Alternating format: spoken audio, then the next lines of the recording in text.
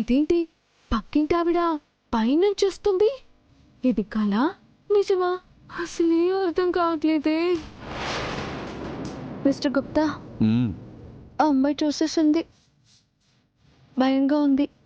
ఏదైనా ఒక ఐడియా ఉంటే చెప్పండి ప్లీజ్. నాకు తెలియదు.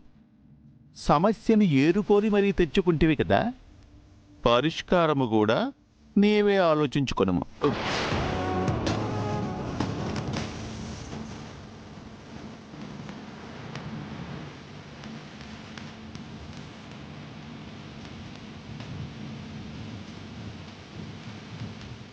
మీరు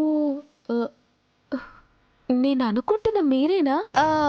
అంటే అవ్వచ్చు, అవ్వకుండా కూడా పోవచ్చు. నేను కావచ్చు, కాకుండా పోవచ్చు. నేను కాకపోతే నేనెలా అవుతాను చెప్పండి?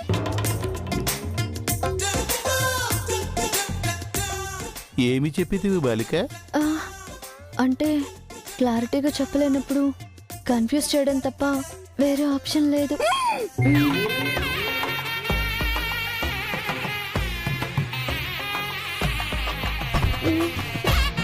అమ్మయ్యా, పర్వాలేదు. మీరు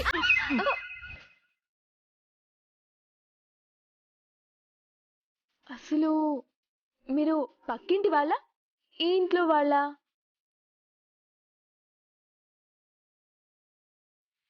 డౌట్ ఎందుకు? పక్కింటి వాళ్ళమే మరి. ఎప్పుడు చూసినా ఇంటి బయటే ఉంటారేంటి? ఇప్పుడేమో డైరెక్ట్ ఇంట్లో నుంచి వస్తున్నారు. ఎవరు మీరు? ఇక్కడేం చేస్తున్నారు?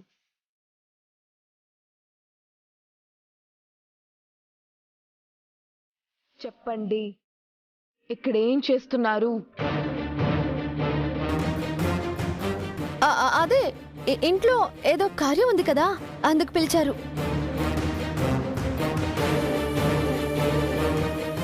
అలా పిలిస్తే ఇంటి నుంచి కార్యం దగ్గరికి వెళ్ళాలి గాని, ఇలా అందరూ కార్యానికి వెళ్ళాక ఇంట్లో నుంచి బయటకు వస్తున్నారేంటి?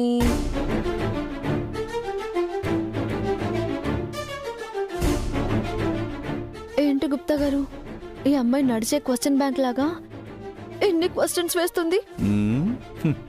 నేను ఆ బాలికకు కనిపించుటలేదు కదా, కనిపించుచున్నది నీవు, ప్రశ్నించుచున్నది నిన్ను. నీ బాధ ఏదో నీవే చూసుకొనుము.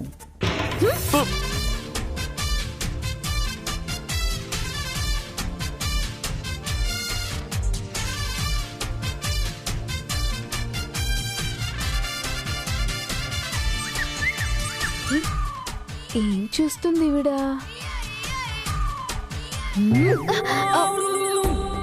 ఏంటండి, నేను ఇక్కడ అడుగుతుంటే అక్కడెక్కడో చూస్తున్నారు.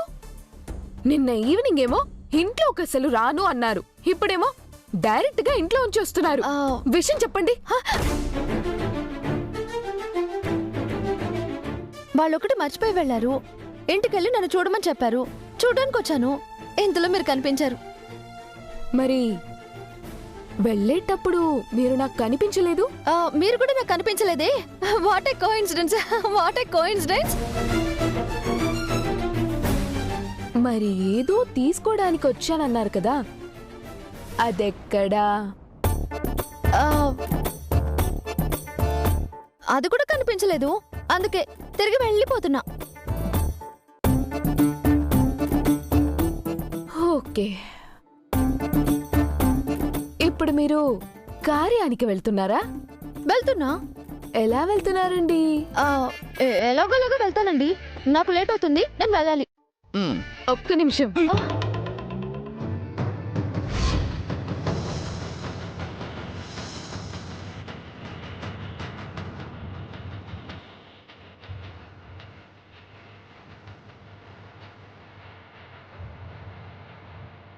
మీరు నైట్ ఏమన్నా మా సార్ రూమ్లోకి వచ్చారా?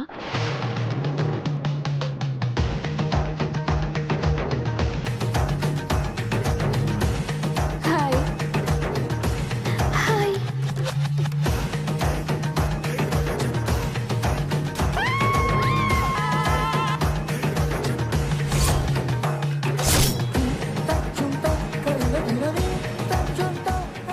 చెప్పండి, వచ్చారా? ఏంటండి మీరు మాట్లాడేది? నేను మీ సార్ రూమ్ లోకి ఎందుకు వస్తాను? అది కూడా అంత రాత్రి. ఏ మాకు ఇల్లు లేవా? మాకు రూములు లేవా? మీరు చూస్తూ నిలబడ్డారంటే మిస్టర్ గుప్తా గారు, చెప్పండి.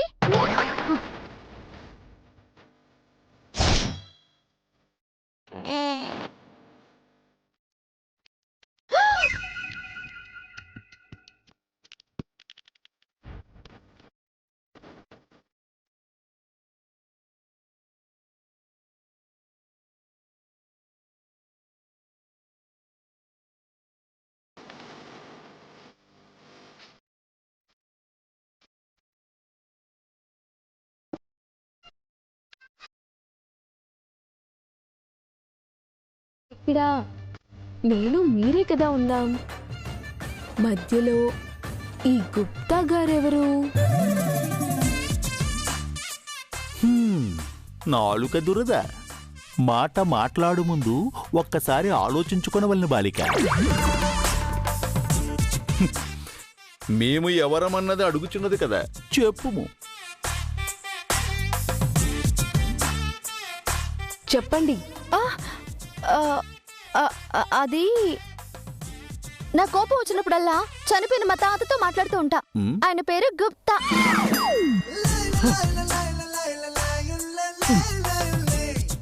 తాతయ్యట. ఏ సోదరుడనో పినతండ్రి అనో చెప్పవచ్చును కదా. నేను అలిగా బుంగముచ్చు కూడా పెట్టుకున్నాను.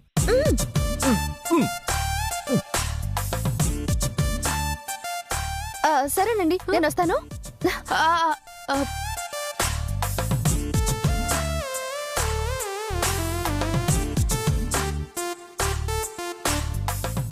నాకేదో తేడా కొడుతుంది. Something is fishy.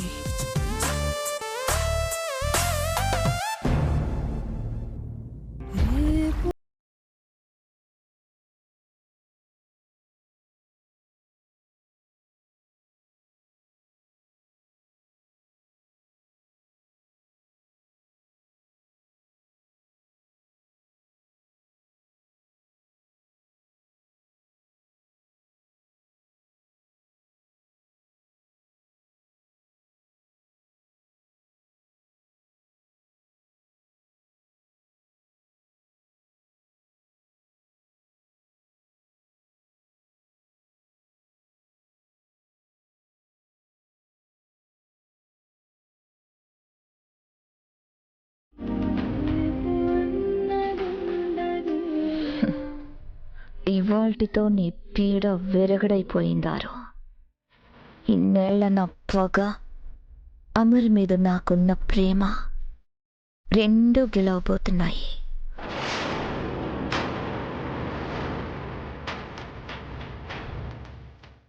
ఇవాల్టి నుంచి ఆ ఇల్లు, అందులో ఉన్న మనుషులు, నీ బ్రతుకు, నీ భవిష్యత్తు అన్నీ నావే. ఆ చీకటి ప్రపంచంలో వెలుగును నింపుకుంటా. ఆ వెలుగులో నేను అమరేంద్ర హ్యాపీగా ఉంటా.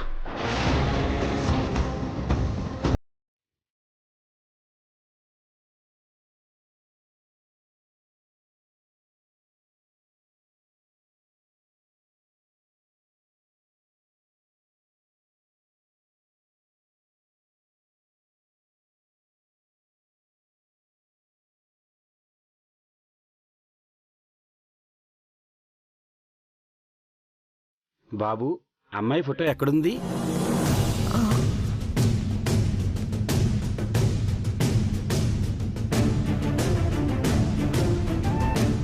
నీలా, వెళ్ళి కార్లో చూసిరా. సరే అమ్మగారు. అమ్మా, నేను కూడా చూసొస్తాను. వెళ్ళు.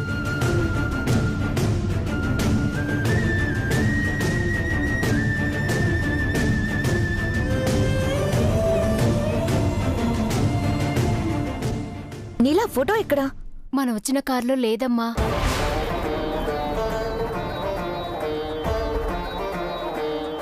ఆ కారులో కూడా లేదు మేడం.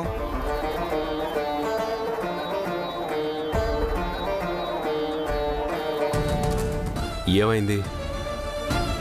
ఫోటో తీసుకొచ్చారా లేదా? అది సార్, బయట నుంచి తెచ్చేవన్నీ నేను చూసుకుంటా అన్నాను. ఇంట్లో నీలా మనోహరి చూసుకుంటానన్నారు సార్.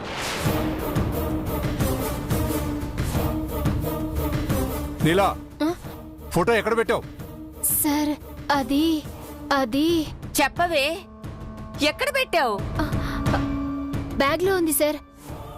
అది లోపల రూమ్ లో ఉంది.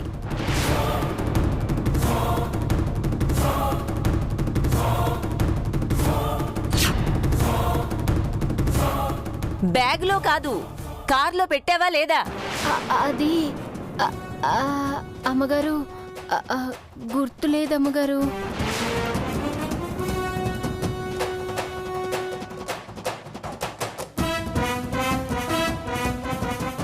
అలా ఎలా మర్చిపోతారమ్మా? అదే కదా ఈ కార్యానికి ముఖ్యమైనది. నేను మరీ మరీ చెప్పాను కదా ఫోటో పెట్టుకోండి అని.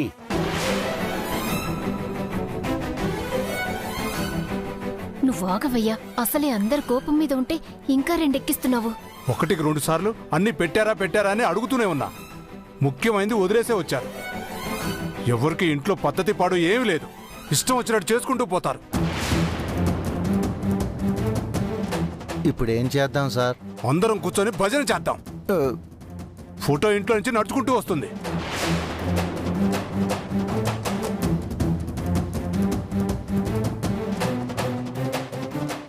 నేను ఇంటికి వెళ్ళి తీసుకొస్తాను సార్. అంత సమయం లేదు బాబు. మీరు వెళ్ళి వచ్చేలోపు కార్యం గడియలు మించిపోతాయి.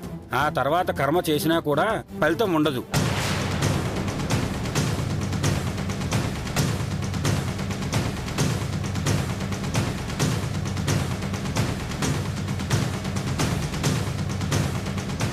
ఏమైంది గుప్తా గారు? అందరూ ఏదో టెన్షన్లో ఉన్నట్టున్నారు. అది నాకు అవగతం అవటలేదు బాలిక. ఆ నిండు కుండరత్తడు ఏదో చేసి ఉండును. ఆహా, ఆరు, నీ ఆత్మ కూడా శాంతి కలిగేలా లేదే. కార్యం కూడా జరిగేలా లేదు. ఈసారి నేనేం చేయలేదమ్మో, ఆ దేవుడే ఆపేస్తున్నట్టున్నాడు. మరిప్పుడు కార్యం ఎలా జరుగుతుందండి? అదే నాకు కూడా అర్థం కావడం లేదే.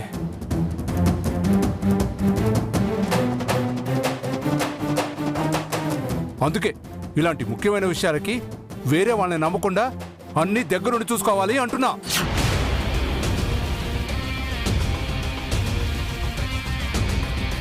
అబ్బా, ఏంటి ముసలాడు అటు తిరిగి ఇటు తిరిగి నా దగ్గరకు తీసుకొచ్చేలా ఉన్నాడు. అవును మనోహరి, నువ్వు చూసుకోలేదా? అన్నీ పెట్టామన్నావుగా. అంటే ఆంటీ అన్నీ పెట్టారా అని అడిగాను. అన్నీ పెట్టాను అని చెప్పింది. నువ్వు చేసింది తప్పు మనోహరి.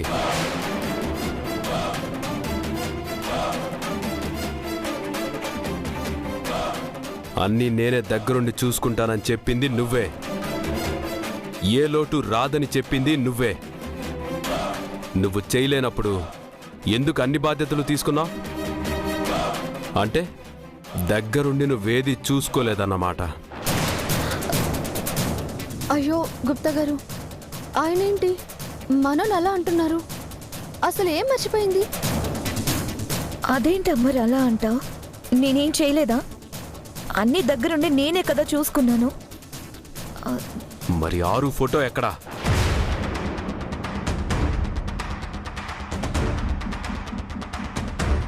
అదే అదే తప్పు చేసినప్పుడే తడబాటుంటుంది మనోహరి. అయినా నేనే దగ్గరుండి చూసుకోవాల్సింది.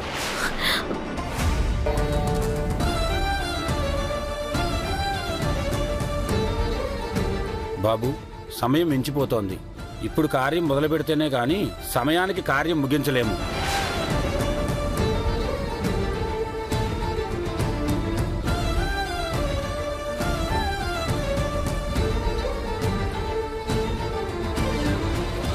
అరే అమర్, ఎలా రా మరి? నా కోడలికి కర్మ చేసే ప్రాప్తి కూడా నాకు లేదా?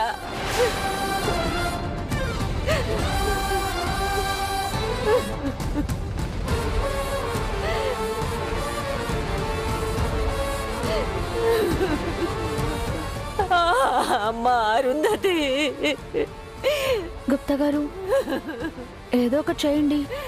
పాపం అందరూ కలిసి మనోనే తిడుతున్నారు. అత్తయ్య చూస్తే కూడా ఏడుస్తున్నారు. నన్ను ఏమి చెయ్యమందు బాలిక? నన్ను వెళ్ళి నీ చిత్రపటమును తీసుకురమ్మనుచుంటివా? ఆ పని మీరు చేయడం కుదరదని నాకు అర్థమైందిలేండి. నేనే ఏదో ఒకటి చేస్తాను.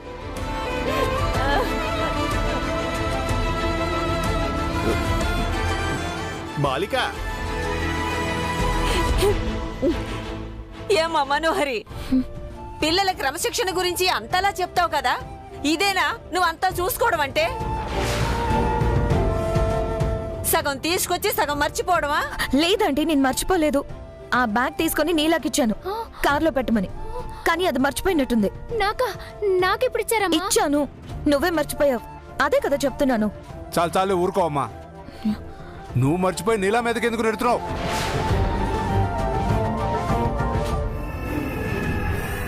బాలిక, గుప్తా గారు, నేను ఇలా డల్గా ఉండటం నాకే నచ్చట్లేదు. ఎలాగో లాస్ట్ డే అంటున్నారు కదా, ఒక పని చేస్తా. ఫోటో లేకపోతేనే నేనే ఉన్నాను కదా, వాళ్ళకి చెప్పి పూజ స్టార్ట్ చేయమని చెప్పండి. అందరూ నా ఒక ఫోటో వల్ల బాధపడుతున్నారు. ఆటోలో చెప్పుట కుదరదు బాలిక. ప్లీజ్ గుప్తా గారు, ఏదో ఒకటి చేయండి. పాపం అండి, అందరూ మనోనే అరుస్తున్నారు. అది అసలు చాలా సెన్సిటివ్, బాధపడుతుందండి.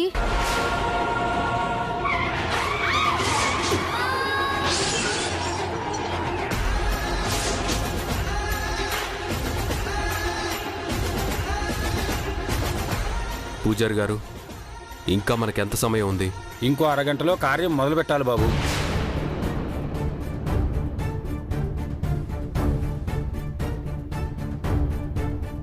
పూజారి గారు, వెళ్ళి రావడానికి గంట పడుతుందే. ఇప్పుడు ఎలా పూజారి గారు?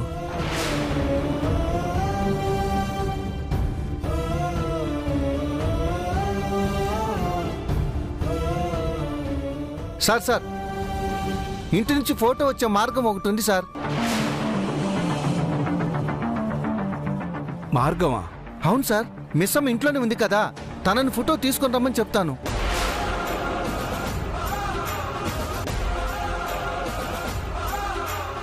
త్వరగా రమ్మని చెప్పు. సరే సార్.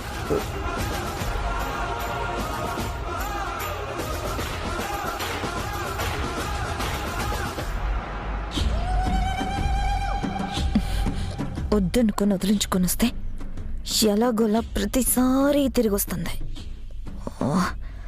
అమ్మరికి ఇంకా ఇంకా దగ్గర అవుతుంది.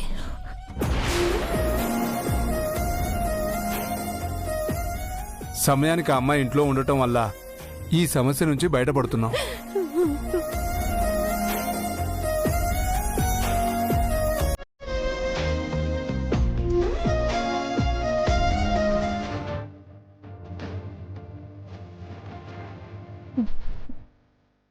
ఎంత పెద్ద ఇల్లు!